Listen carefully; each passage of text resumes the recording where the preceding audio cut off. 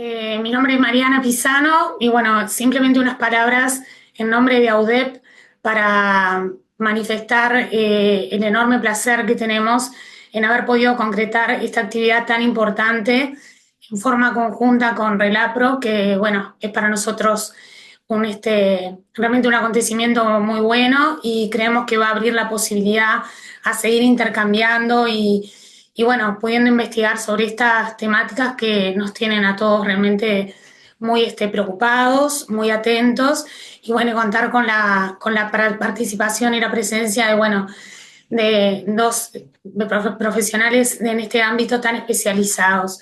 Así que bueno, le dejo la palabra ahora a Laura, para que proceda ella a presentar a los expositores y bueno, después habilitar un intercambio para poder tener un enriquecimiento mutuo. Bueno, muchísimas gracias, buenos días o buenas tardes para todos ustedes. Mi nombre es Laura Weisman, soy presidenta de la Red Latinoamericana de Profesionales de la Orientación y es un honor y un verdadero placer contar con dos colegas amigos, Daniel Levy y Daniel Corinfeld, conocidos de hace tantos años, y voy a leer una breve descripción o trayectoria de ambos, que justamente es lo que figura en la contratapa del libro que han editado sobre este tema. Los autores han realizado capacitaciones, intervenciones y conferencias sobre la problemática del suicidio y las autolesiones en adolescentes, desde UNICEF, Argentina, Ministerios de Salud y de Educación nacionales y provinciales, centros de salud, hospitales, colegios profesionales, en escuelas y universidades, en diferentes organizaciones de la comunidad y en medios de comunicación. Han colaborado con sus aportes en diversos documentos de organismos públicos de salud y de educación, interministeriales, nacionales y provinciales. Dirigen la diplomatura Adolescentes, Autolesiones y Situaciones de Suicidio, herramientas para intervenir desde las instituciones. Está organizado por la Asociación Argentina de Salud Mental y la Facultad de Psicología de la Universidad del Chaco Austral, y punto seguido, espacio de intercambio y formación en salud, educación, institución que dirigen junto a Sergio Rascobán. Así que bueno, un verdadero placer y esperemos seguir aprendiendo juntos en esta oportunidad que tenemos hoy de juntarnos a través de las pantallas. Así que Miguel, querido colega, te paso la posta. Bueno, muchísimas gracias. Tanto Mariana como Laura, cuando empezamos a hablar de invitarlos a los Danieles a esta actividad, me plantearon que participara como integrante de las dos organizaciones. ¿Tá? AUDEP este año cumplió el viernes pasado 43 años. 43 años van que un grupo de psicoterapeutas conformaron esta asociación como para que se viera como un espacio que alojara y que permitiera la formación en psicoterapia. Eh, y se da una coincidencia bien interesante. El año que viene, 2025, RELAPRO, la red de profesionales de la orientación, cumple 20 años. Vaya un homenaje a Julio González, un queridísimo colega que ya no tenemos entre nosotros, pero fue un gran impulsor de la red. Y también el año que viene, el Instituto de Formación en Psicoterapia Psicoanalítica, el Instituto Universitario de AUDEP, cumple 20 años. O sea que estamos casi en los 20 años, tanto del Instituto, del IUPA, del Instituto de Formación, donde AUDEP dicta un posgrado y una maestría en psicoterapia psicoanalítica, como la red que integramos desde hace algunos años con un conjunto muy importante de colegas de toda Latinoamérica. Incluso tenemos algún colega en Sudáfrica que también, Max, que integra la red, y que hemos compartido con él en congresos en Buenos Aires, jornadas en Buenos Aires de la red. Eso como una especie de introducción de por qué mi rol de participar en lo que es como moderador de esta actividad. Le vamos a contar, tenemos pensado trabajar 1 hora y media más o menos, como tiempo total. Primero los autores van a comenzar exponiendo y luego de eso nosotros tenemos el chat abierto de Zoom para preguntas que vayan surgiendo. La idea con Mariana es poder juntar un poco las preguntas y de repente canalizarlo con los autores sobre el final de la presentación.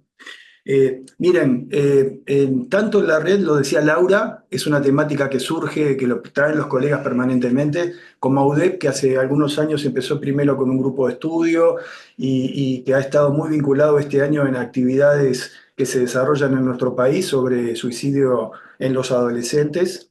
La problemática de las autolesiones y las situaciones de suicidio entre los adolescentes eh, eh, se presentan tanto en la clínica, ¿no? como en espacios educativos. Y yo quería plantearles a los compañeros que nos parece que, bueno, que por un lado, como ellos plantean en el libro, se ha dado la manifestación de estas situaciones en edades más tempranas, o por lo menos las identificamos, y nos gustaría que trabajaran un poco sobre la dimensión psicopatológica para los colegas de AUDEP y la dimensión social para los orientadores de Relapro, ¿no? Con que pudiéramos pivotear entre estas dos dimensiones que ustedes plantean bastante esto en el libro. Así que bueno, esta es la pelota que va para ahí y ustedes planteenlo como dispongan.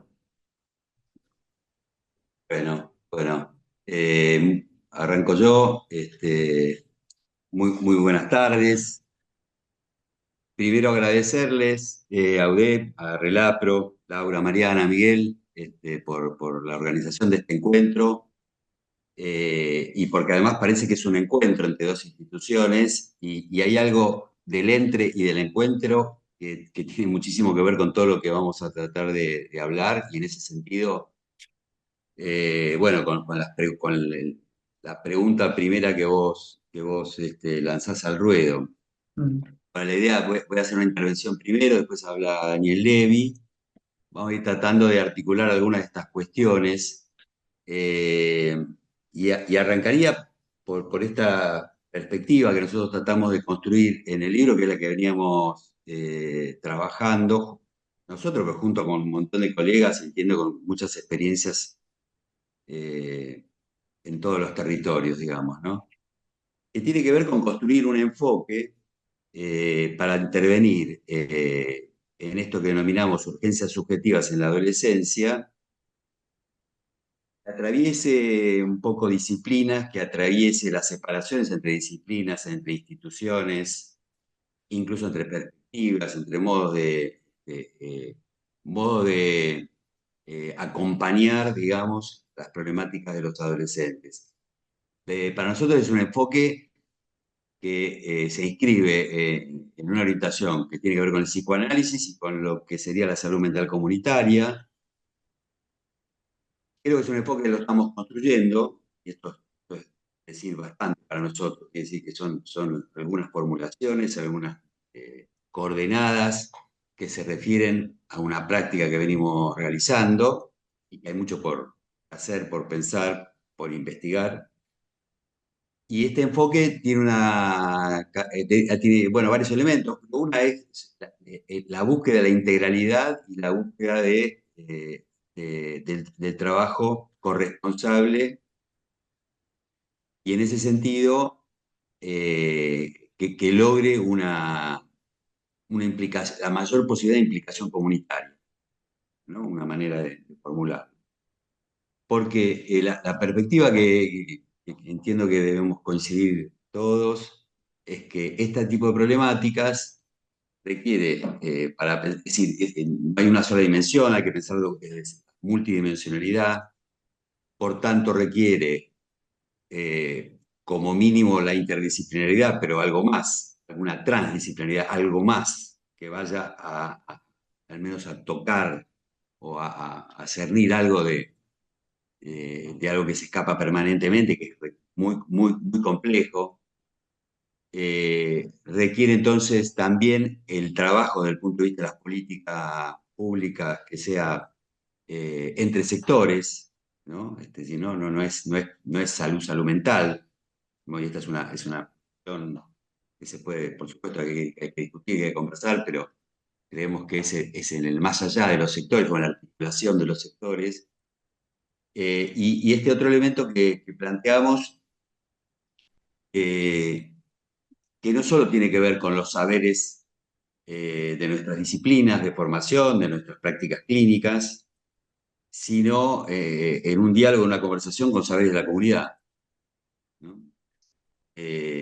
Lo cual es muy interesante plantearlo y muy difícil, digamos, después como implementarlo, y además tiene un montón de aristas y de conflictos bien interesantes para discutir. Digo, para no estar con nuestros propios eslogans, digamos, ¿no? Nuestras propias consignas, que son válidas, pero que, bueno, después hay que hacerlas trabajar y ver toda la complejidad que tienen cuando se intenta llevar adelante, ¿no?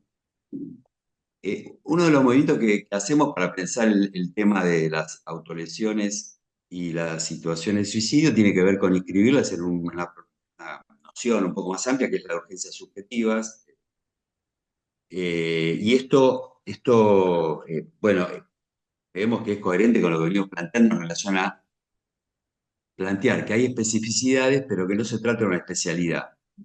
Y digo esto sabiendo que en nuestro campo, como en el campo como en todos los campos, hay una inercia muy fuerte hacia las especialidades, eh, y en el campo de la investigación sobre suicidio, especialmente, está digamos, la sociología, en fin, digamos, todas las diferencias que puede haber en las discusiones que tenemos dentro de nuestro territorio profesional, ¿no? Pero para nosotros digamos así, como el vector va hacia la no especialización, reconociendo especificidad, reconociendo por supuesto el estudio, reconociendo la investigación, el trabajo teórico, pero no, digamos, muchas veces nos preguntan, bueno, ustedes son especialistas y, digamos, no queremos estar en ese lugar. Nosotros nos planteamos como, en este caso nosotros que pertenecemos, tenemos práctica psicólogos como psicoanalistas, estamos en instituciones educativas, protección de derechos, y son muchas zonas. Trabajamos con las problemáticas adolescentes, trabajamos con las urgencias subjetivas de los adolescentes, entre las cuales se encuentran las autolesiones y las situaciones de suicidio en una escala epidemiológica muy preocupante, porque eh, esto viene ya hace varias décadas en términos de lectura epidemiológica más internacional, en nuestras zonas compartidas también, pero además post pandemia mucho más. Y hoy, bueno, concretamente hoy a la mañana hablaba con unos equipos que están trabajando en una zona de la Argentina y me hablaban de este año, ¿no? Como otro escalón ascendente, ¿no? Entonces, bueno, la verdad es que es un tema que, bueno, muy inquietante en ese impacto que tiene en la vida cotidiana de la comunidad y en las instituciones. El otro, bueno, decía, el tema de inscribirlo en la noción de urgencias subjetivas, por esta línea, digamos, de no especializar esto, y sino porque también sabemos que se trata de síntomas, se trata de actos que muchas veces, o que la mayoría de veces está concatenado, encadenado en situaciones de distinto tipo, de tipo traumáticas, situaciones donde incide muchísimo lo ambiental, situaciones que decir, nosotros todo el tiempo estamos viendo las relaciones que tiene esto con violencias, o sea, también se inscribe en una noción de violencia, violencia contra sí, pero está muy cerca de las violencias intrafamiliares, de los abusos, de las violencias de género, de las violencias de la pareja, de la violencia entre pares, del acoso, sin darle a esto ninguna cuestión de determinación, y tenemos que cuidarnos mucho de eso, porque también hay una falsa creencia que a veces los medios de comunicación, no respetando las coordenadas que hay para transmitir estas cuestiones, lo que buscan rápidamente es resolver esa cuestión enigmática que tienen siempre o que guardan siempre estas problemáticas, asociando rápidamente la causa presunta a partir de, por ejemplo, no sé, el bullying, ¿no? Esta categoría que se instaló en nuestro medio y ya forma parte del lenguaje, digamos, cotidiano, pero que Hola. tiene consecuencias. Pero que tiene consecuencias el modo de nombrar y el modo de pensar estas cuestiones, ¿no? Entonces, esta cuestión me parece que tiene que ver con la posibilidad de escribirlo en esta noción más amplia y por lo tanto, cuando pensamos en la necesidad de trabajar con lo que también llamamos nosotros antes del lazo, aquellos oficios, aquellos que se dedican a acompañar, a asistir, a curar, ¿no? Están los educadores, están los servicios de protección de derechos, están las organizaciones, los clubes, las parroquias, espacios de la comunidad donde hay relación con las nuevas generaciones, propiciando lazos objetivantes. Bueno, para estos oficios, cuando pensamos eh, cómo podemos compartir algunos de estos conocimientos, por cierto, en estos oficios y en estas instituciones donde muchas veces hoy, quizás muchísimo más que en otra época, se muestra aquello que no se dice, se muestra o se pone o se actúa también. Aquello que quizás en otra época no era ese el escenario primordial, ni tampoco en la magnitud en que se está presentando hoy. Entonces, lo que nosotros nos planteamos es de qué modo, con qué lenguaje, cómo propiciar una sensibilización que permita que en las instituciones educativas, recreativas, socioeducativas, protección o de contextos de encierro, en fin, todas las series de situaciones institucionales que hay, estemos en mejores condiciones para afrontar estas emergencias, estas crisis, estas situaciones. Y allí se abren algunas cuestiones que por ahí es interesante como plantear respecto de qué características, cómo se presenta esto en las instituciones. Hablar de eso en las instituciones, con los educadores, por ejemplo, bueno, va generando esto que yo digo, ¿no? La posibilidad bueno, de alguna manera prepararnos mejor. Vamos a ver que creo que ustedes ya también lo saben, que esa idea de estar o no preparado es una especie de hoy noción clave, ¿no? Digamos. Pero digamos algunas cuestiones. Por ejemplo, estas situaciones se presentan siempre bajo la percepción, son situaciones muchas veces muy extremas, ¿no? Pero se presentan siempre con algo de lo inesperado. Aun cuando se repita en la historia de una institución, es este elemento inesperado y por supuesto con potencial disruptivo, o sea, ¿no? Tiene una cosa desagregativa, tiene un impacto muy fuerte, muy conmocionante y muy angustiante. Por supuesto que va dependiendo de muchas cuestiones, pero en sí, lo que tiene, digamos, hablemos de las situaciones de suicidio, los intentos de suicidio, los suicidios consumados, este, tiene que ver con, como diría Freud, nuestra actitud frente a la muerte, una actitud que parece que en el siglo XXI está mucho más tabú que nuestra actitud frente a la sexualidad, hasta podríamos decir, no lo decimos nosotros, no lo dicen algunos pensadores, eso se puede verificar, incluso cómo va siendo nuestra actitud frente a la muerte, que es bastante desmentida, bastante negación, no solo por estructura, sino a través de la disolución de algunos rituales y ritos ya instituidos. Pero bueno, cuando se trata de la muerte, por ejemplo, en la institución educativa o todas las instituciones que tratan con las nuevas generaciones, es algo que es como que desencajado, no va, ¿no? Es eso que está para el futuro, para la promesa, para todo lo porvenir, la idea de daño y de muerte, daño sobre el cuerpo y muerte es discordante, ¿verdad? Si además de todo eso, bueno, entonces, si además entonces es un joven o es un niño, pero si además es autoinfligido, es como algo muy difícil de procesar, es muy difícil de incorporar, ¿no? No lo estoy diciendo solamente en términos individuales, que por cierto lo es, cada vez.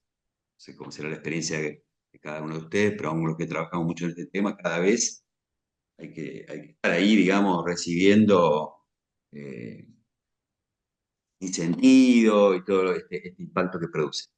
Pero en términos colectivos, en términos de comunidad, en términos grupales, lo que produce es un daño, una disgregación, una disrupción. Eh, bueno, además estas situaciones de urgencias subjetivas, algunas son muy estridentes, son muy impactantes, están, por decir así, a la vista, pero hay otras que se vienen gestando silenciosamente, subterráneamente, y que, bueno, son muy complicadas, porque son las que producen el máximo de lo inesperado, lo imprevisible, ¿no? Es mucho más impactante, ¿no? No es de ahí, estudiantes, por ejemplo, chicos, chicas que, donde nadie podía haber leído ningún signo de sufrimiento psíquico y de pronto hay un pasaje al acto absolutamente impulsivo en la escuela, cerca de la escuela, bueno, en fin. Entonces, esta idea también va siendo complejo, digamos, toda idea de cómo situarse frente a esto, cómo institución, qué dispositivo, de qué manera, etcétera, ¿no? Voy a plantear algunas cuestiones como un poco quizás heterogéneas, o digamos, de distintos registros, pero eh, sabemos nosotros, sobre todo quienes trabajamos vinculados a las cuestiones de lo traumático, que eso produce una distorsión del tiempo, ¿no? Una situación traumática en sí, con potencial traumático, genera una distorsión de la dimensión temporal. Y hay ahí unas vivencias del tiempo, una intensificación del tiempo, una lentitud del tiempo, una urgencia permanente, y otras cuestiones que impactan son las maneras de sentir, vivir, percibir ese impacto cuando acontece, por ejemplo, cuando acontece un intento de suicidio, un suicidio, eh, un suicidio consumado. Y allí uno podría describir en una generalización, digamos, nosotros cuando estamos hablando ahí, bueno, estamos tomando como algunas tendencias, algunas generalidades, y entonces acá viene una aclaración para nosotros fundamental en todos los órdenes. En el orden subjetivo, lo vamos a decir, lo repetir, y creo que todos los que estamos aquí lo sabemos y lo sostenemos, es la absoluta imparidad de cada sujeto, por tanto, de cada situación. O sea, la absoluta la singularidad por excelencia. O sea, para nosotros respetar esto a nivel conceptual y práctico, bueno, es como un desafío muy importante. Del mismo modo, la situación, la institución, y aunque sea institución educativa, cada situación, aunque tenga variantes, aunque tenga repeticiones, formas donde se repiten algunas cuestiones y nosotros podamos distinguir algunas tendencias, cada situación es absolutamente impar, cada situación es absolutamente única. Entonces, muchas de las cosas que nosotros estamos planteando, vale la pena aclararlo, bueno, son lecturas donde describimos algunas tendencias, digamos, ¿no? También que nos posibiliten justamente una comunicación, una posibilidad, una inteligibilidad de estas cuestiones, ¿no? No dejarlo al, bueno, solo cada situación, sino darnos herramientas para poder intervenir. En ese sentido, hay una tendencia, cuando ocurren estas cuestiones, las instituciones, no solamente estas, pero en este caso también, a reaccionar, a actuar, que cuando digo actuar es responder sin pensar, responder sin, ¿no? Reaccionar a una acción-reacción, ¿no? Un circuito que precisamente impide la demora, un tiempo para pensar de qué manera intervenir, y que no se corresponde necesariamente con un tiempo cronológico. ¿No? Es un tiempo que hay que construir Y que por supuesto hay algo de lo perentorio que se juega en muchos momentos, pero me parece que conversar sobre estas cuestiones eh, es importante, sobre todo porque esto no solamente pasa respecto de situaciones tan graves, sino también pasa en la dinámica institucional respecto a otras decisiones donde se actúa y se reacciona, ¿no? Bien. Eh, bueno, y ahí hay varias cuestiones, además porque estas situaciones siempre están entramadas con aspectos legales, puede haber en juego, y me refiero a las urgencias subjetivas en general, puede haber en juego transgresiones, delitos, está en juego el tema de la necesidad o no de la denuncia, en fin, quiero decir que, y por supuesto, entonces la responsabilidad profesional, la responsabilidad en una época, digamos, de la juridización extrema de todos los conflictos, que interrumpen también el circuito de la palabra, esto suma a esa necesidad a la pura actuación, digamos, ¿no? Casi defensivamente, uno diría, ¿no? Bueno, digo, estoy describiendo como algunas cuestiones que de alguna manera son importantes, bueno, trabajar, tratar, poner a circular, Eh, hay ahí otro elemento que me parece que tiene que ver con esto que decía, que es que, bueno, muchas de las decisiones que se toman a veces están exclusivamente en función de la evaluación de los riesgos potenciales y no de la lógica de la situación. Es decir, se plantea precisamente esto, la trama legal, lo que habría que hacer y no quedar al descubierto respecto de, y eso puede quedar, por decir así, descalzado de los pasos que requiere una determinada situación. Esto lo podemos tratar de abrir más, pero es esta lógica procedimental que a veces va en detrimento de la lógica que impone las subjetivas en juego.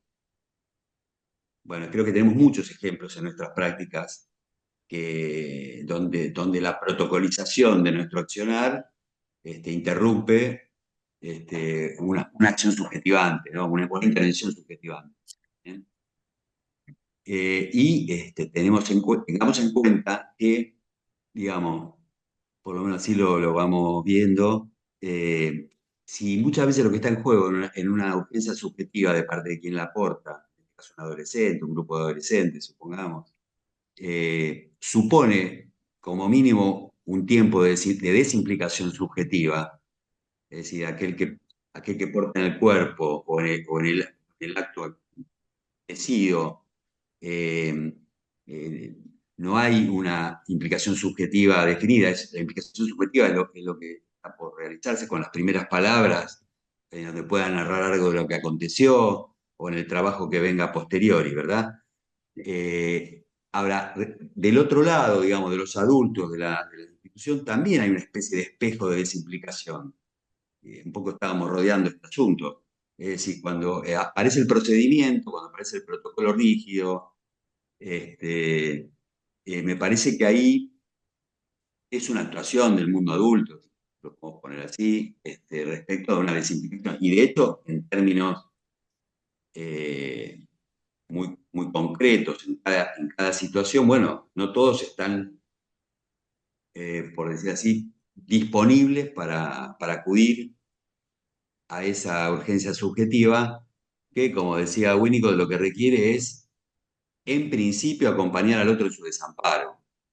Es decir, no tenés que ser un especialista en urgencias subjetivas o en suicidio o en lo que sea, ni en adolescentes, si quieren, para poder acudir al encuentro de ese sufrimiento, de eso que aconteció, y en ese acompañamiento que se puedan plantear las interconsultas, el trabajo encauzar un trabajo de acompañamiento terapéutico, y ahí lo que nosotros tratamos como de acercar en una tradición de mucho trabajo de prevención, muchas formulaciones, mucho escrito, en el que elegimos lo que más nos parece según nuestros criterios, es, bueno, cómo son esos momentos del antes de la situación, del durante de la crisis aguda y del después. Hay un elemento ahí que para nosotros es muy importante, lo dije antes, creo que ustedes lo deben conocer mucho, es una vez que planteamos como un sintagma que se dice, no estamos preparados para esto, no estamos preparados para esto. El esto, ahora podemos decir para que un chico se autolesione, o para que tenga ideas de muerte, o para que quieramos, ¿no? O haga el intento, o para que efectivamente lo haya logrado. Bueno, entonces resulta que este tema, no sé cuál es la experiencia de ustedes, pero lo hemos visto en todos lados, es decir, en las escuelas, pero también en los centros de salud, también es decir, en todas las instituciones, incluso en los centros de salud mental, en los espacios de salud mental, que uno diría, bueno, pero ahí nos preparamos, supuestamente. Bueno, creo que eso condensa muchísimas cosas, eh, que hay que convertirlo en pregunta cada vez, no una vez, cada vez. Cuando esto surge, aunque esté ya formulado de esta manera, sino que además nos ha surgido a nosotros de alguna manera siempre. O sea, no es algo que le pasa al otro tampoco, ¿no? Digamos, es algo que está ahí, como si estuviera orbitando en la estructura de estas situaciones. Y creo que hay que convertirlo en pregunta. ¿No? No estamos preparados, entonces hay que hacer una serie de preguntas respecto de nuestras formaciones, de nuestras teorías, de nuestros conceptos, de nuestra práctica, de nuestras formaciones en las instituciones. Y después las preguntas más fuertes, quizás que yo, bueno, ¿es posible prepararse para cada situación? Por otra parte, ¿estamos todos preparados por igual siempre para cada situación, para toda situación? Bueno, ese interrogante es fuerte para trabajar, no es un interrogatorio, sino que es algo para pensar con otros, ¿no? A ver a qué cosas a dónde vamos arribando. Creo que nosotros tenemos la idea de que sí, hay modos de prepararnos en común, institucional e individualmente, junto a otros, ir preparándonos, sabiendo que no hay preparación posible nunca para eso que es decir, que nosotros nos tendríamos que haber preparado para no estar preparados, sin tener un juego de palabras, ¿no? Pero, entonces, ahí me parece que hay un punto muy importante para el trabajo precisamente de acompañamiento comunitario en las instituciones, en conexión con salud mental, con los equipos. Me parece que ahí hay un punto fundamental, que lo que apunta es también bueno, a plantear la mayor disponibilidad hacia el trabajo de los adolescentes, hacia el trabajo con adolescentes, a neutralizar un poco las reacciones de repliegue subjetivo, la fragmentación, la falta de conexión que tenemos en las instituciones, la dificultad de trabajar con otros, en épocas de máximo individualismo, producción de soledades, en épocas en el que, bueno, la crueldad parece cool, es un modo es una contraseña de época para algunos, ¿no? Bueno, al mismo tiempo, en una época que parece que el autómata, bueno, tiene que imitar al autómata, ¿no? Como alguien escribió hace poco de una manera muy interesante. Entonces, bueno, frente a toda esa cultura de la mortificación, diría Ulloa, que se está, que se está instituyendo de alguna manera, me parece que el esfuerzo de nuestros oficios, de nuestras perspectivas, eh, va en contra de eso, ¿no? Es vitalizante, es restituir el buen trato, como diría yo, que es la atención a la singularidad, ¿no? Es interesante la idea de buen trato que él tenía, en el sentido de no es la cortesía, sino es reponer la atención a lo singular, ¿no? Finalmente, una maravillosa forma de humanización. Antes de cerrar mi parte, dice que son muchas cosas las que queremos comentar con Dani para después para la discusión, pero había dicho que iba a plantear dos, tres palabras sobre las autolesiones y después Daniel continúa. para nosotros hay ahí mucho de esa preparación tiene que ver con una sensibilización, con la que yo planteaba como una perspectiva, digamos, que nosotros se denomina en la salud cognitiva, en salud mental comunitaria, clínica ampliada, que es una clínica que articula cuestiones de clínica psicoanalítica o la clínica, bueno, digámoslo en general, clínica en salud mental,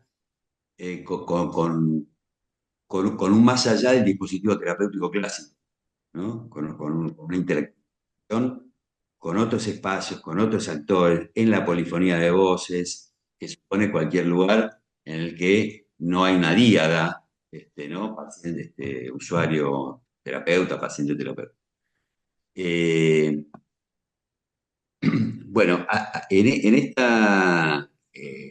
esta clínica ampliada, un tema especial de la sensibilización es el trabajo de combatir falsas creencias respecto de, en este caso, del tema de desautorización en situaciones de suicidio, y una de ellas es la que, por ejemplo, equipara la idea de la autolesión al suicidio o plantea que si un chico o una chica se autolesiona, necesariamente va a una deriva a una situación.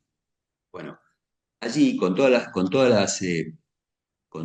recaudos del caso, tenemos que volver a decir, entiendo que aquí lo sabemos, pero hay que volver a decirlo, que tiene otra lógica en general, la autolesión, que es más un mecanismo relativamente fallido de manejar las tensiones internas del sujeto, ¿no? Entonces, y que en un sentido, como plantean varios autores también, en la mayoría de los casos va en un sentido contrario a la idea del suicidio, es decir, va como un modo de instituirse en algún lugar social y vital, un modo fallido, riesgoso, por cierto, y que en algunos casos puede tener una deriva más mortífera.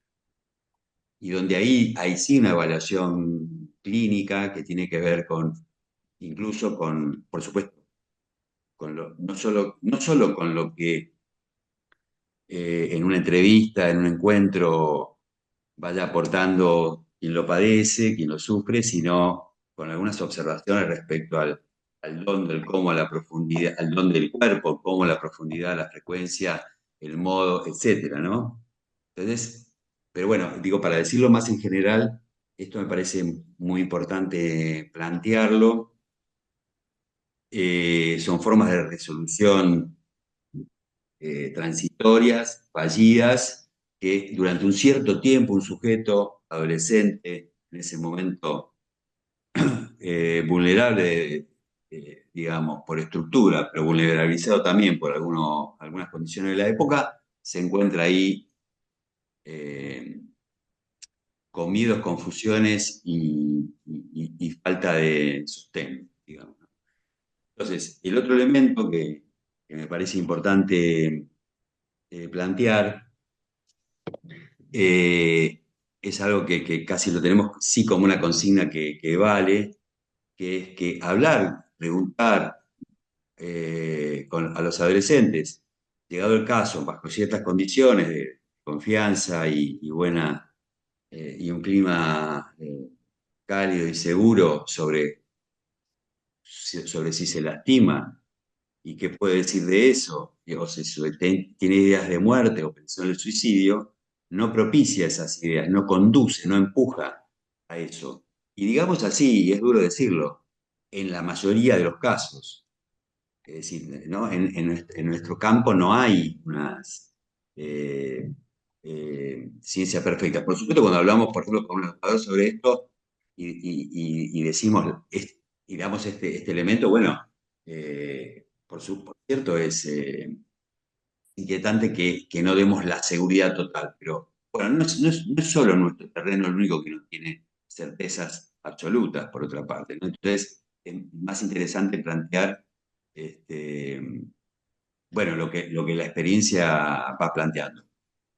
Muy fuerte, y ahora refuerzo la primera parte, hablar de esto no lo genera, muy por el contrario, y en la gran mayoría de las situaciones, lo que produce es un primer alivio y una vía, digamos,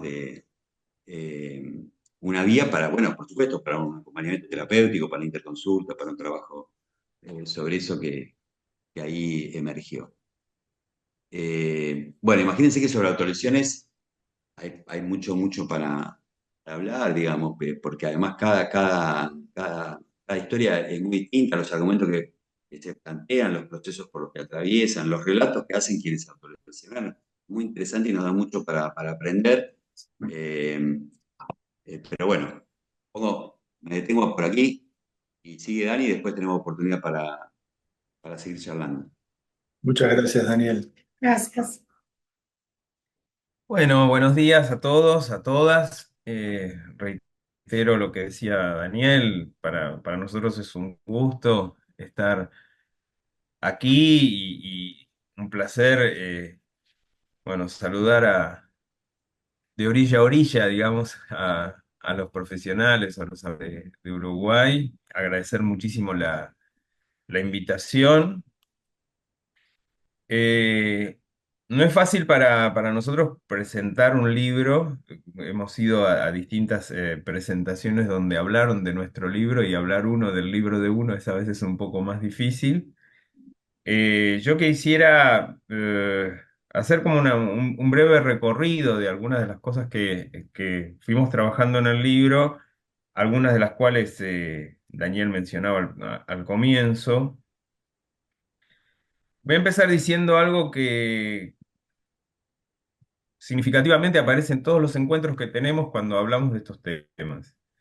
Eh, Generan un interés porque tienen mucha vigencia, generan necesidad porque hay demasiadas consultas y a su vez generan rechazo. Digo, es bueno saberlo porque mucha de la gente escucha muchas veces, se ve como implicada en poder pensar estas cuestiones y poner una distancia sobre situaciones que son realmente complejas, difíciles, angustiantes.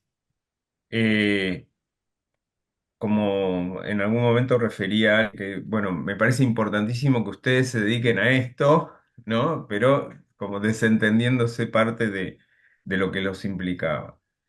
Eh, el libro toma esta noción que desarrolló en parte Dani, de una noción de clínica ampliada, para no reducirla, digamos, a la situación estrictamente de la consulta clínica, y poder ampliarla también a los modos de intervenir en las instituciones. Nosotros llegamos, digamos, a la construcción del libro a partir fundamentalmente de la práctica, de encontrarnos con un montón de situaciones de adolescentes, un montón de situaciones en, en Buenos Aires, en el interior del país, en distintas comunidades, en distintas escuelas, donde había, digamos, como muchas eventos con intentos de suicidio y con suicidios logrados, lamentablemente. Eh,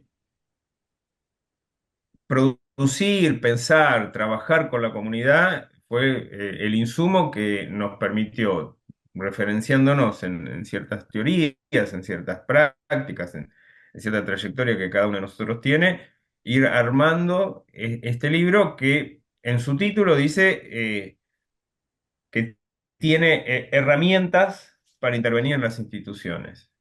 Me parecía importante señalarlo porque para nosotros la herramienta, digamos, es algo a poder pensar en cada situación, con cada particularidad institucional, en cada singularidad de lo que se pone en juego. Esa herramienta no es una receta, no es un prospecto sobre el cual hay que aplicar determinadas cosas, pero sí son recomendaciones que amplían la mirada, la perspectiva, la posibilidad de intervención, las estrategias a desarrollar, a desplegar, ya sea en un ámbito comunitario, ya sea en el ámbito de una institución, particularmente nos detenemos en la institución educativa porque es la que reúne la mayor cantidad de adolescentes hoy y donde, digamos, traza subjetividad sobre esos adolescentes y aparecen frecuentemente estas problemáticas, y aparecen estas problemáticas como posibles, supuestas y muy entrecomilladas maneras de resolver algunas conflictividades propias de la adolescencia, pero también muchas de las conflictividades propias, y ahí viene un poco lo que nos proponían inicialmente, de relacionar estas singularidades con características propias de la época, ¿sí? Entonces, el modo fallido, como decía Daniel hace un ratito, que encuentran algunos adolescentes de querer resolver una conflictividad que se les va presentando. Entonces, estas herramientas están pensadas desde una perspectiva conceptual, de una perspectiva de lectura, con algunas recomendaciones explícitas en relación a determinados eventos, modos de operar en determinadas situaciones, en instituciones, en la consulta clínica, que partamos de la idea de una clínica ampliada es poder llamar también a otros interlocutores a participar de estas intervenciones con otras miradas y con otro tipo de aportes. Hacia la clínica en sí, digamos a lo que habitualmente o tradicionalmente se llama clínica, también el libro le dedica una parte a discriminar en la entrevista clínica las situaciones de riesgo, ¿sí?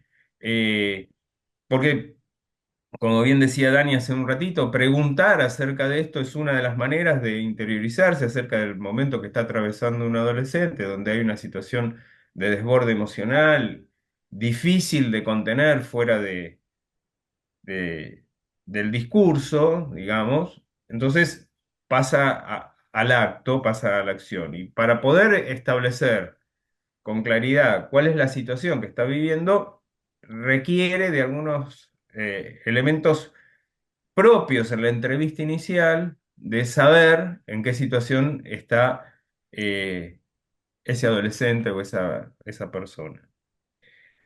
Hay algo que nosotros sostenemos en nuestra práctica que atraviesa el libro, que tiene que ver con una enseñanza freudiana, y es sostener que el suicidio es un enigma, cómo alguien llega a una determinación así, como Tánatos se impone a Eros, pero además es un enigma porque nunca queda claramente consolidada alguna situación en la cual, por la cual alguien llega a esta determinación.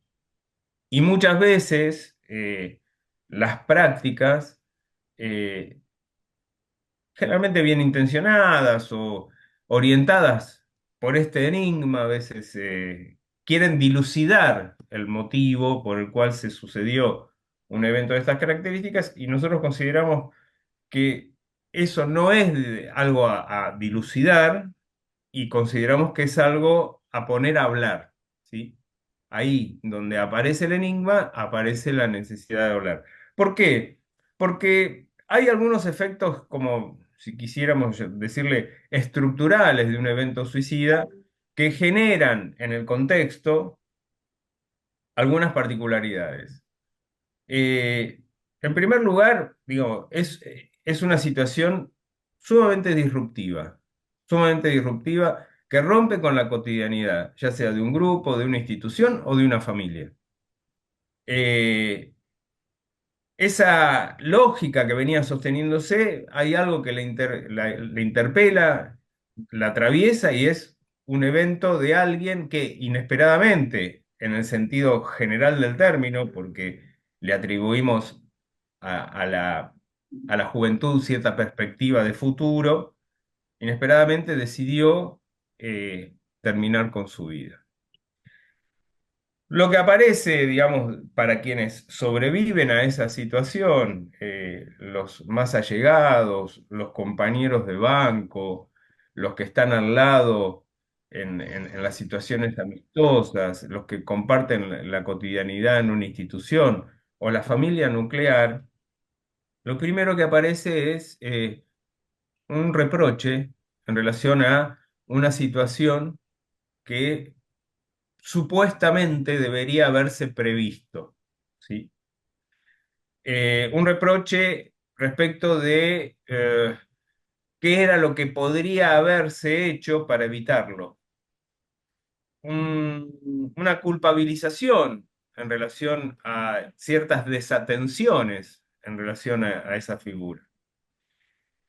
Y si nosotros hacemos como una lectura histórica de esto que estoy mencionando, bueno, está bastante arraigado en cierto imaginario social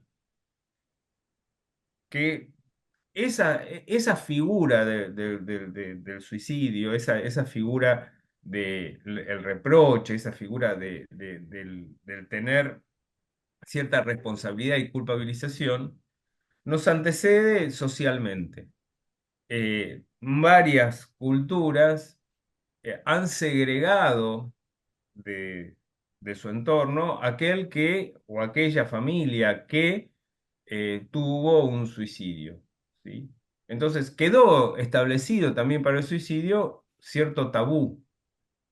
¿Cuál era el origen, digamos, de esta fantasmagoría?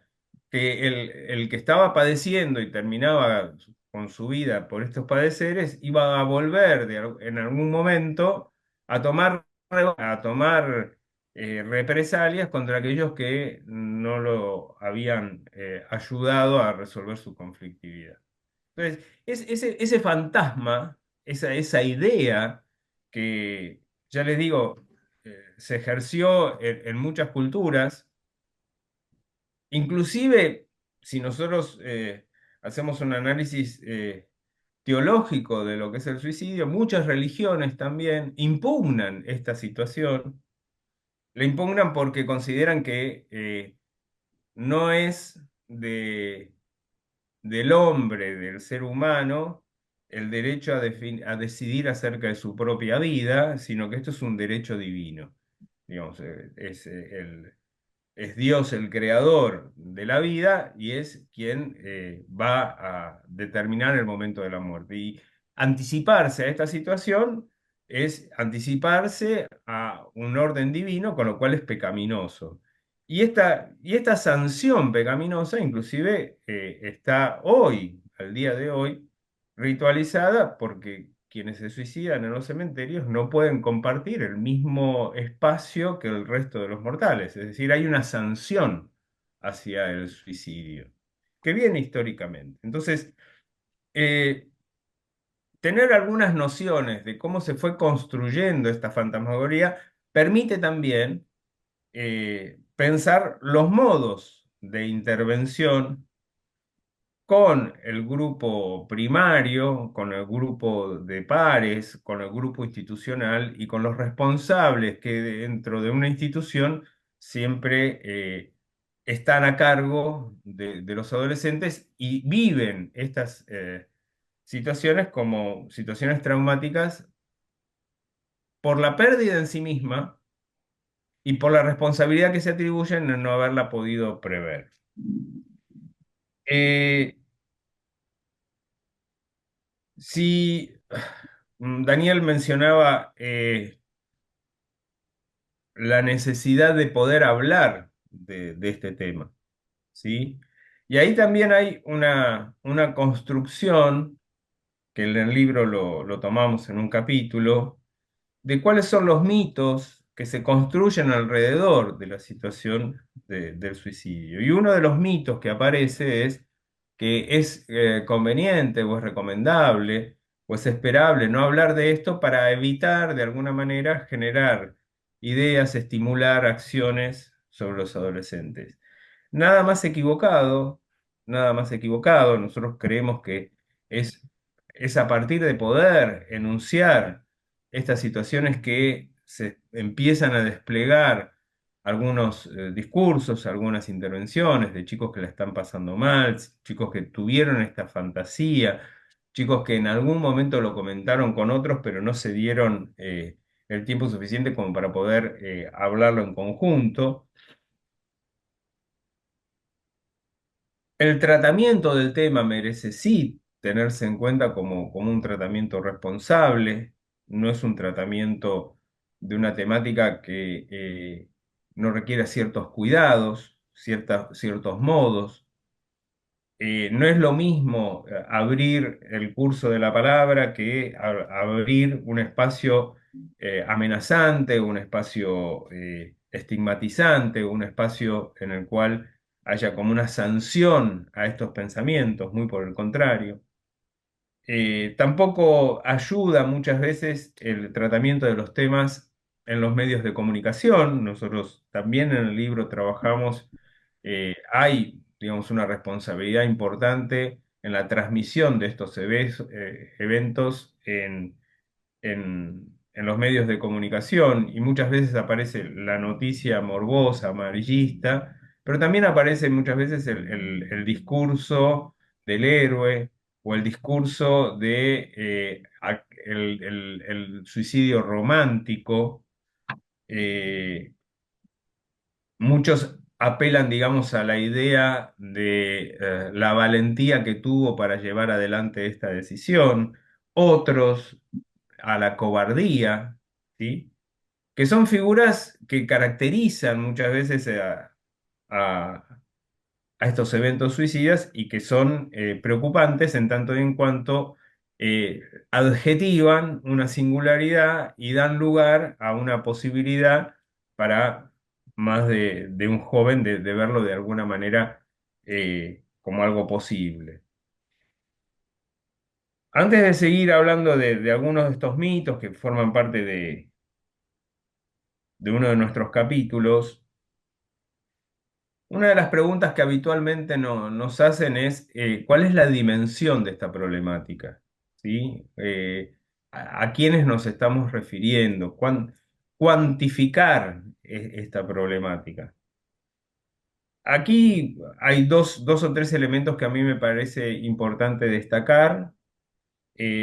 Nosotros respetamos las estadísticas como un elemento que nos da un marco para entender, para pensar, para diseñar políticas públicas, para poder comprender la magnitud de los hechos. Las estadísticas tienen la particularidad de que no singularizan y a veces cuando uno se encuentra con un hecho singular, le da mucha más relevancia a la temática que cuando habla de porcentajes, entonces es más difícil. Pero sí hay un movimiento que a nosotros nos interesa señalar, y es que si bien es cierto que en los últimos 30 años se incrementaron la cantidad de suicidios nominales, la cantidad real de suicidios, también es cierto que en esa cantidad que aumentó, hubo un desplazamiento muy importante de la cantidad de suicidios que se producían en la adolescencia a los que se producen actualmente. Las cifras muestran que lo que antes estaba ocupado por los sectores más adultos de la sociedad, hoy se desplaza a los sectores más juveniles. Eh, yo le voy a dar algunas cifras pero no es mi intención aburrirlos con números, pero sí para que podamos entender. En 1988, en la Argentina particularmente, cada 100.000 adolescentes había 6 que se suicidaban. En el 2014 pasaron a ser 14, de 6, perdón, pasamos a ser 14. En el año 2020, las últimas cifras que tenemos, que son prepandémicas, hablan de alrededor de 12 adolescentes o 14 adolescentes cada 100.000 habitantes. Es decir, vamos viendo cómo va creciendo la curva de, de cantidad de adolescentes que se suicidan. La mayoría son hombres, ¿sí? Hay una desproporción importante en la cantidad, es el 80% hombres y el 20% mujeres. En el caso de las mujeres es mucho más común el intento que el, el suicidio consumado. El tipo de suicidio que caracteriza al suicidio del varón es el ahorcamiento. y el tipo de intento que caracteriza el intento de suicidio femenino tiene que ver fundamentalmente con el uso de pastillas o el envenenamiento oral. Eh, en este momento en nuestro país, la tasa de suicidio es de 8,4 personas cada 100.000 habitantes. Es un promedio que está por debajo del promedio general mundial, que es del 9,1, pero está por encima del promedio de América Latina, que es del 6,2. Las estadísticas en Uruguay son sensiblemente mayores que en la Argentina, y esto es muy preocupante. Y hablan también de una situación, como decía Daniel, digamos, no tenemos la información pospandémica certera, pero la cantidad de consultas y la cantidad de episodios que se fueron dando a partir de la pandemia fueron en incremento. Entonces, estamos frente a una situación en la que como adultos podemos preguntarnos, bueno, ¿por qué nuestros jóvenes eh, en una situación creciente vienen atentando contra su vida? Digo, hay algo de, de este hecho que nos interroga, pero nos interroga no solamente profesionalmente en poder pensar modos de intervención, sino también nos interroga como adultos en la sociedad que estamos generando y en el lugar que ocupamos para estos adolescentes. Si nosotros tuviéramos que hacer, porque es otra de las inquietudes que a veces nos consultan, si tuviéramos que hacer alguna caracterización de cuáles son las causas, siempre con la distinción que mencionaba Daniel antes, de poder tener presente la singularidad de cada caso, la biografía de cada uno en estos contextos y las caracterizaciones generales, encontramos, sabemos, digamos, profesionalmente estamos todos de acuerdo en que la etapa adolescente es una etapa de vulnerabilidad, es una etapa de construcción, es una etapa de búsqueda, es una etapa de indagación, es una etapa de cierta inestabilidad. A lo que se agrega, digamos, la vulnerabilidad vital, a la vulnerabilización social de los jóvenes. Es ahí donde creo apuntaba la pregunta inicial de los organizadores de poder pensar la conjunción entre la singularidad y lo social. Entonces hay una vulnerabilización en una etapa de mucha vulnerabilidad. Si tuviéramos que describir, habría como dos factores fundamentales. Algunos que tienen que ver con una falta de livinización hacia el futuro y de la vida, digamos, un decaimiento del interés por lo vital, una falta de interés por lo vital, digamos, algo más vinculado a un alejamiento de las nociones vitales. Y en el otro extremo, por decirlo de alguna manera, un incremento de las exigencias para vivir, con situaciones muy establecidas de éxito o fracaso, muy binarias, muy en los extremos, muy condicionantes de la vida de los sujetos. Ante estas dos figuras aparece fundamentalmente una, una falta de figuras de sostén, de figuras de soporte, de adultos que puedan ser referentes. Aparecen también situaciones de pérdidas, y cuando digo pérdidas no solamente referencia a pérdidas de personas significativas, como puede ser pérdidas amorosas, pérdidas parentales, sino también pérdidas materiales, pérdidas simbólicas de lugares sociales, pérdidas en relación a distintas situaciones en las cuales se vive la falta de algo como una pérdida difícil de subsanar. Eh, Aparecen también una exigencia muy grande en relación a estos parámetros de éxito como expectativas y logros, como productos terminados. Nosotros estamos en una época en la cual hay permanentemente como un empuje al acto, un empuje al hacer, donde los tiempos de producción son mucho más acotados y requieren de una resolución inmediata, la inmediatez, ¿sí? Y con ideas, digamos, muy binarias o ¿sí? Las exclusiones en los grupos de pares, las exclusiones en los ámbitos sociales, las exclusiones que tienen que ver también con las imposibilidades de acceder a distintos lugares, también precipitan estas actuaciones. Hay algo que aparece también en un estudio de un instituto, el Gino Germani, de la UBA,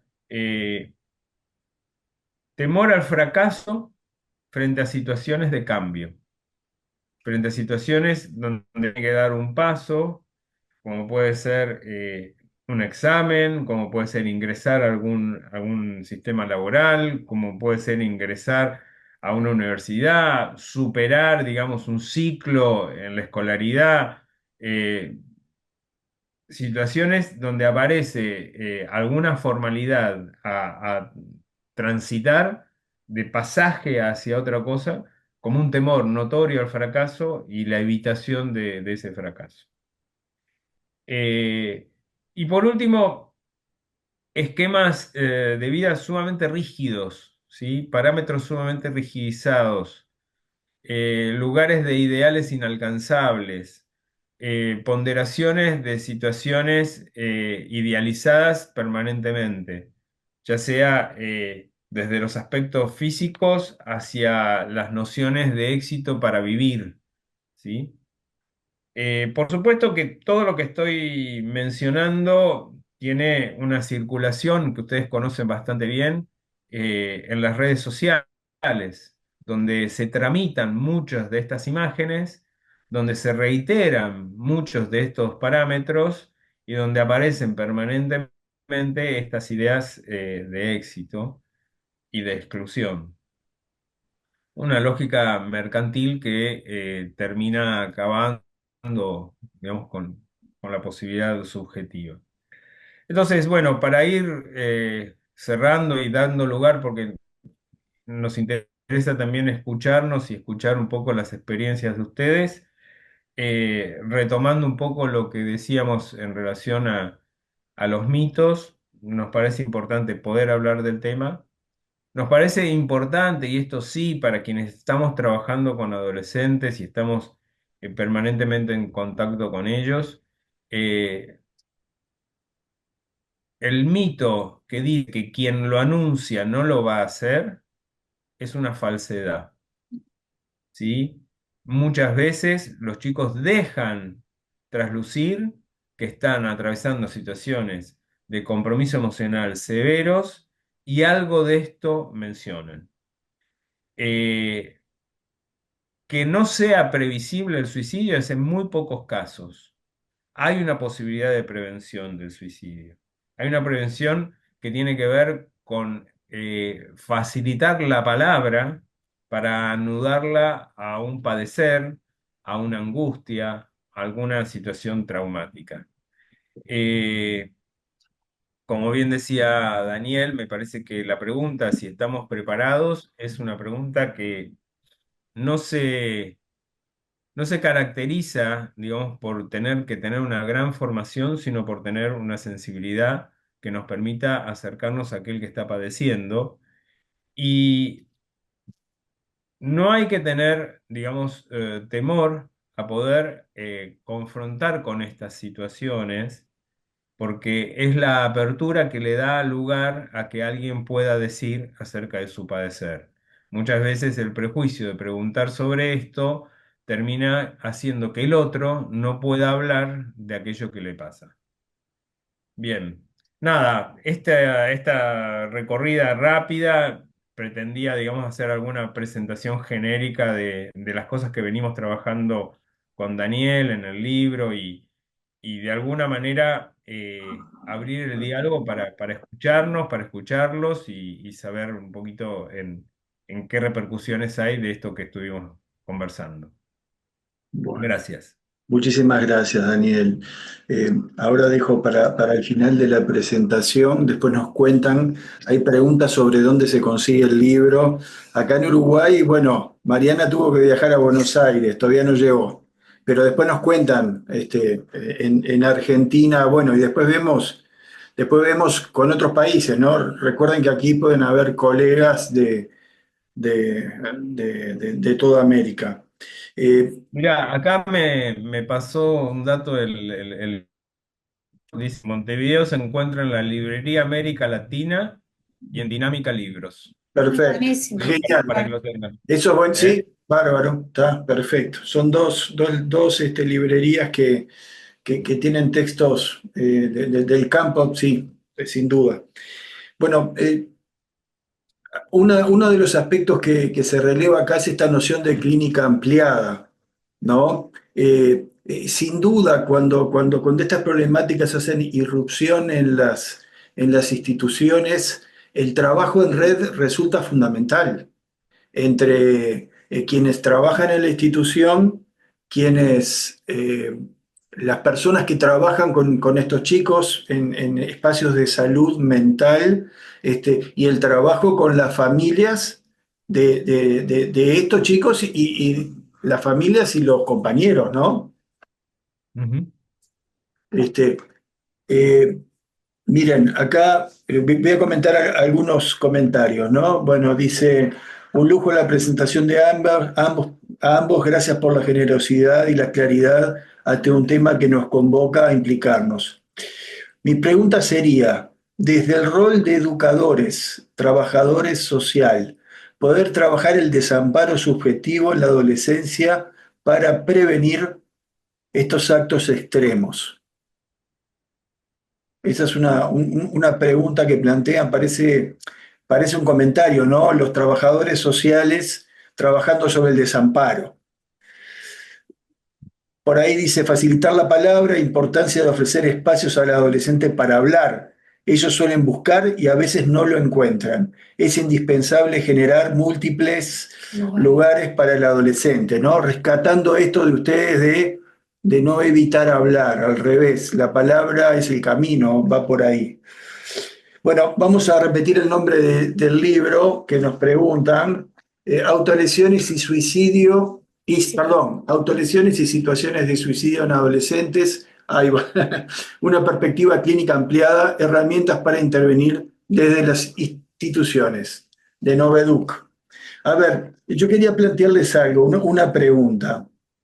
En una investigación que hicimos nosotros con adolescentes, se les pedía que hicieran un test proyectivo que dibujaran el mundo adulto, ¿no? La gran mayoría de los adolescentes, y eran chiquilines que cursaban liceo, y además en la investigación eh, reflejaba alumnos con buen desempeño académico y alumnos con un desempeño pobre, digamos, la gran mayoría dibujó a adultos y decían, los adultos se pasan trabajando, los adultos se pasan abrumados, preocupados por sus preocupaciones, con poco tiempo para el disfrute, con poco tiempo para hacer lo que les gusta.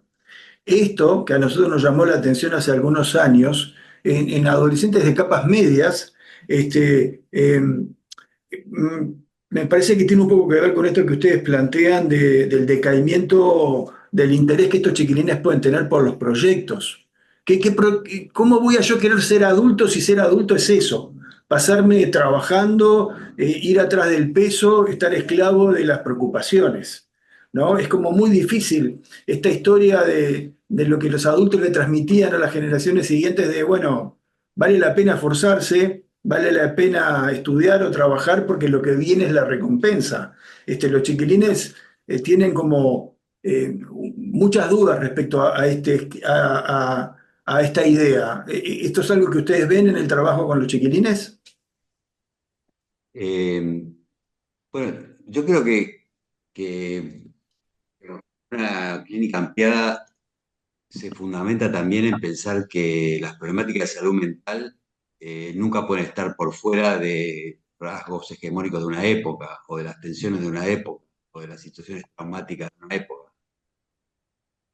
Modo de lectura, es decir, evita la individualización o eh, digamos, psicopatologización exclusiva de una lectura, ¿no? Y el caso del suicidio, y ahora digo, en la adolescencia especialmente, y ahí hay una distinción que la hicimos, pero digamos quizás habría que subrayarla ahora, es decir, en principio el suicidio en general, por lo menos para la perspectiva del psicoanálisis, no se corresponde a una estructura psicopatológica, la verdad. Mm, Ahora, en la adolescencia, nuestra aproximación a la cuestión es que pierde muchísimo más los contornos. No puede pensar el suicidio en la tercera o cuarta edad por el tema de muerte, entramado en una situación traumática específica, y empieza a aparecer que apenas lo nombramos en el libro, el tema de la eutanasia, la muerte digna, en fin, y abre otras cuestiones. Entonces, digo, voy a ir a tu pregunta, pero te quería hacer esta vuelta. El tema de la adolescencia me parece que plantea como si fuera un estatus especial en el que no siempre está muy cerca de ahí una configuración psicopatológica en curso, como uno lo tendría que pensar en estos tiempos de la vida, ¿no? Que se puede estabilizar más adelante, depresiva, melancólica, sino un momento de esa configuración mm, que estalla, digamos, o que entra en una crisis aguda, como premisa, como un a priori, digo. No es que no hay situaciones absolutamente que tienen que ver con una estructura que ya está más consolidada, que es definida, hay situaciones de psicosis, digo, nosotros cuando estamos, digo, me recordaba tu pregunta inicial respecto de la cuestión psicopatológica. sí. El abordaje que nosotros hacemos, al ser integral, estamos planteando cómo una comunidad se prepara para recibir una pluralidad de situaciones, y algo que indudablemente eh, es de una escala, que los números que planteaba Dani recién, uno lo vuelve a escuchar y se vuelve como a impactar, eh, plantea que no se trata de problemas psicopatológicos individuales exclusivamente. No decimos que no los haya y que no hay que tener la oreja atenta para eso, sino que hay algo que se está generando. ¿Y dónde? Y vos lo estabas situando. En las interferencias y problemas de la transmisión entre generaciones. Mm, Es decir, por eso la educación es un lugar fundamental, y todas las instituciones de encuentro, desencuentro, digamos así, con las nuevas generaciones, ¿no? Entonces, efectivamente, la cuestión del sentido, la falta de sentido, el estado del mundo, bueno, no sé, no tenemos que abundar, no más preguntas, se diría en una película de juicio, ¿no? No hay que mm, preguntar nada sobre eso, está toda la vida, abrís las noticias. Quiero decir, el estado del mundo no es muy realizante, más bien requiere un plus de creatividad, de imaginación, de potencia, de voluntad, de construcción de sentido con otros para decir, bueno, cambiemos algunas cosas, esto puede estar mejor. Después está, mi vida puede estar mejor. Ustedes saben que las situaciones socioeconómicas en nuestra región, eh, con más y con menos, que no son menores, la gran mayoría de los niños y adolescentes son los que tienen los mayores índices digamos, o población, son los que son los más en las situaciones socioeconómicas más extremas. ah, Bueno, eso no ayuda, decirlo un poco irónicamente, ¿verdad? Entonces, efectivamente, esto que ustedes encontraron en las investigaciones tiene que ver con una posición desvitalizada de los adultos, una posición fragilizada ya hace tiempo, no es tampoco cultural, hay ahí una cesión, digamos, si querés, de un lugar de transmisión, de autoridad en el sentido potente, digamos, de convicción, de decir por aquí, de proponer, digamos, no. La idea de la autoridad que ustedes saben que compartimos no tiene que ver con el ejercicio de un poder, sino con la acción de una autoridad legítima que va construyendo en la relación con el otro, ¿no? Y hay mucha renuncia. Ustedes habrán visto que en todos los espacios de salud, educación, donde circulan los adolescentes, vienen referentes afectivos, padres, madres, y dicen, no sé más qué hacer, encárgate vos, querido, ¿no? Arréglense, o yo ya no sé, ya no puedo, ya no puedo. Bueno, Ya a probé ver, eso, todo. claro, eso no es inconsecuencia, ¿no? Digo, tiene que ver con lo que estamos hablando. Estamos en estas cuestiones generales, ¿verdad? Porque que las investigaciones dan estos elementos. Entonces, efectivamente, por eso el trabajo con los adultos, fundamentalmente el trabajo entre nosotros también, cómo nos fortalecemos para abordar una problemática que tiene estos ribetes, digamos, cómo retomamos nuestro lugar, nuestra palabra, y por supuesto afinando la escucha y escuchando. Ellos dicen, no nos escuchan, ¿no? Por supuesto que después uno puede decir, bueno, pero en realidad muchas veces los chicos no quieren hablar hablar con otros, cierto, Ujú, también. ujú. Pero es un tema de A ver, disponibilidad, no de acto puntual también. Una cosita más, Dani, antes. Y sí, quería subrayar algo sobre el tema de esto que decíamos antes. La idea de decisión, que está muy cerca de cuando a alguien eso decidió, iba. Sí. claro, que alguien decidió quitarse la vida, está como el lenguaje tira para ese lado, nosotros la objetamos, ¿no? ¿Por qué? Porque lo que se trata es de un acto y no es una decisión en general, la mayoría no es una decisión consciente, voluntaria, que podría ser otras maneras de suicidio, donde se puede discutir eso, pero es un debate. Aquí es más, como decimos muchas veces, la idea de desaparecer, la idea de no seguir sufriendo, que le debe morir. Y eso es fundamental. O por lo menos también para nosotros como una premisa. Luego habrá sido lo contrario. Incluso a veces, lamentablemente, no lo sabremos, pero la premisa es, en principio, no es así. Y eso no nos lleva a un afán eh, preventivo desesperado. Sabemos que hay muchos límites todo el tiempo en lo que hacemos y que en absoluto es, eh, digamos, consistente. No es una prevención eh, que sí, sí o sí funciona. Bien. Sí, A ver, quería, bueno, tomar, porque estaban en el chat, estaba esta cuestión de la decisión del adolescente, me parece que Dani fue claro.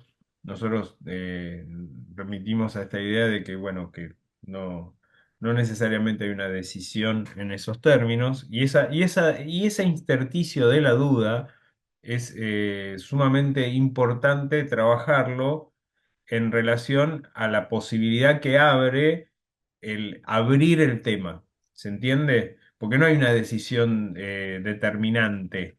Hay una fantasmagoría, una ideación, pero que no necesariamente hay una decisión. Y aparte, digamos, entendemos que por la etapa vital que están atravesando, bueno, estas decisiones son siempre contingentes. Alguien preguntaba, bueno, ¿cuáles serían los factores protectivos para la prevención? Y acá, y hay otra pregunta o un comentario que habla acerca de la extrema medicalización de los adolescentes, también de los niños en la época actual. Eh, a ver,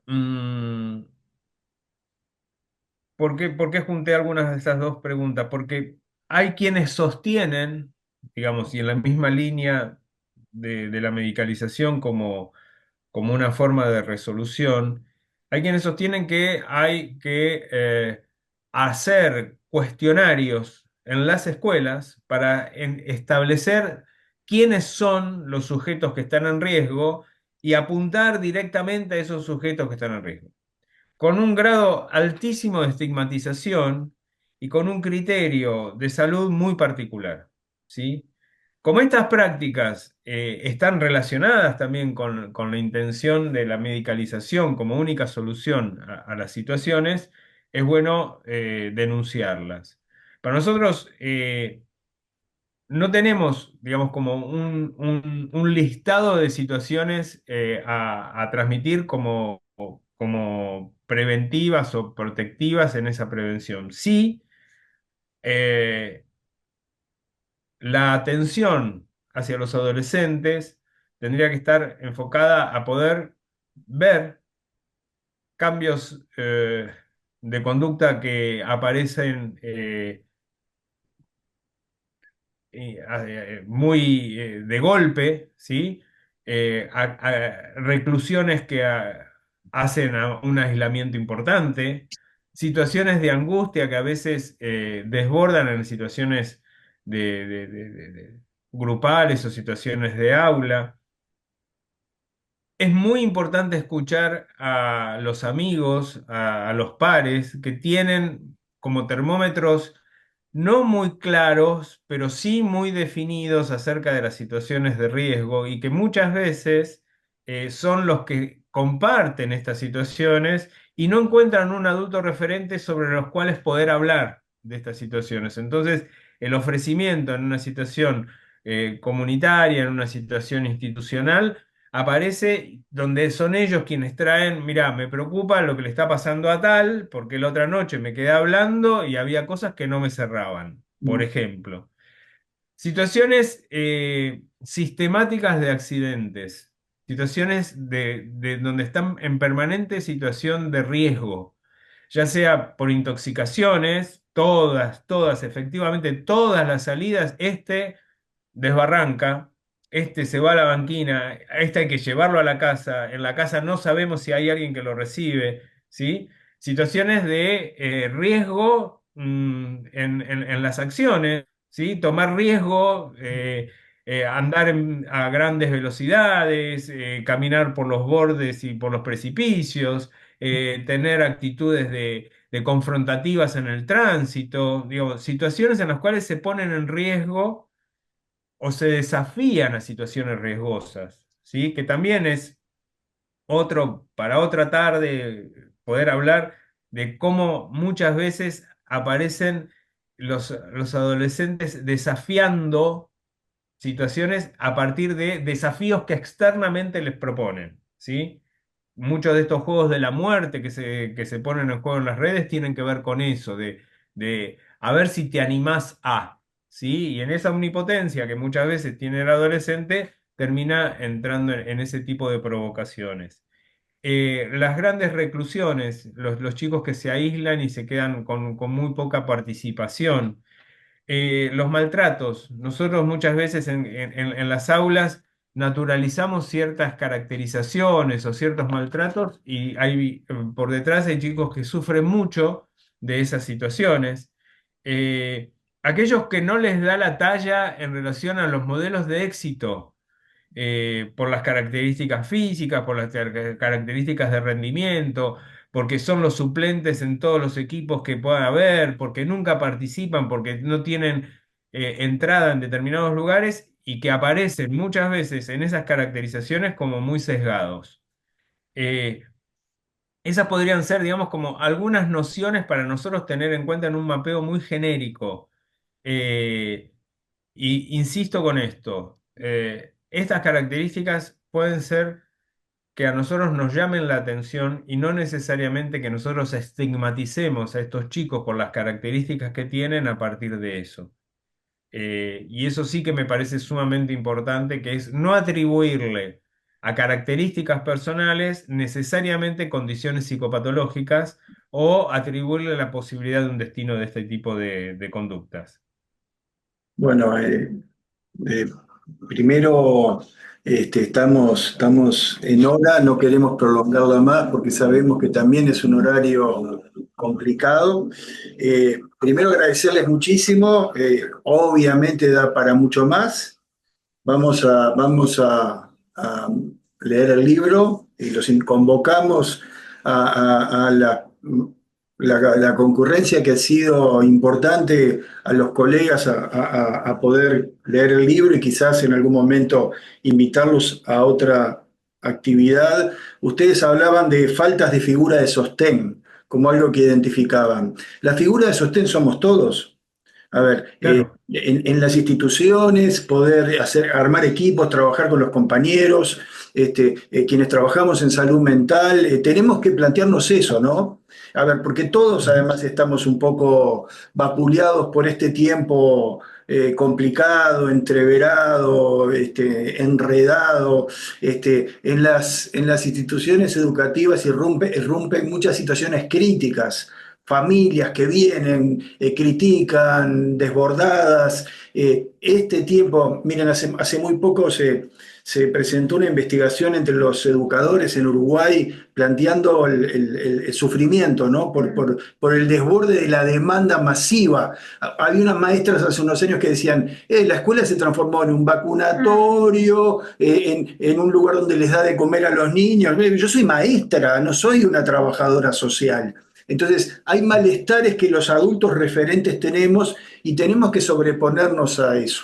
Les agradecemos muchísimo a Daniel, No, y estoy extensivo, veo a Laura que dice que sí, Mariana Carlado. Me consta que Mariana integra un equipo de colegas en AUDE que viene trabajando la temática, sensibilizados con estas temáticas que nos convocan a todos porque sí, como decía Daniel Levy, las cifras en Uruguay son más preocupantes que las que trae de Argentina.